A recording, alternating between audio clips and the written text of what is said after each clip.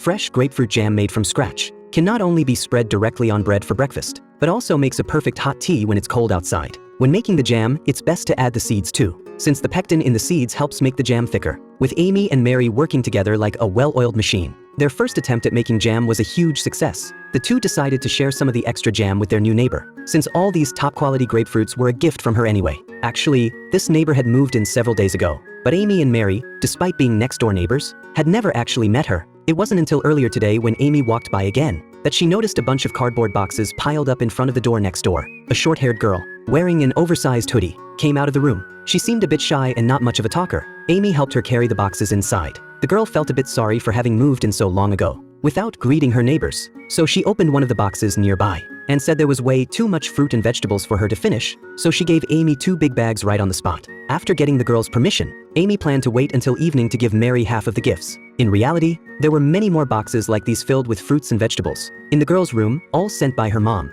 Back home, Amy looked at the grapefruits in the bag thoughtfully. She carried these things over to Mary's door. Amy told Mary that she had met the neighbor next door today, and that all the gifts she received were fresh, and there wasn't just fruit but also a huge head of cabbage. But Amy had no idea how to cook it properly, especially this bag of grapefruits. Could they possibly be made into snacks? Mary had a light bulb moment and remembered they could make grapefruit jam. This way Amy could spread it on bread for breakfast, or mix it with hot water to make grapefruit tea. The two divided up the work. Amy was in charge of juicing, while Mary picked out all the seeds. In an instant, the room was filled with the fresh, sweet scent of fruit. Next came cooking the juice and pulp with sugar to make jam, which required constant stirring to prevent it from burning. Once the jam started bubbling big bubbles, it could be cooled and bottled. Mary made Amy a cup of fruit tea to taste, and when she suggested bringing some jam to the neighbor, she said she'd come along too so they could properly introduce themselves. But Amy seemed to hesitate, like she wanted to say something but couldn't. This really worried Mary. Amy wanted to ask if Mary knew how to make cabbage rolls stuffed with meat, because she didn't know how to make them, and she hadn't been back to her hometown in many years.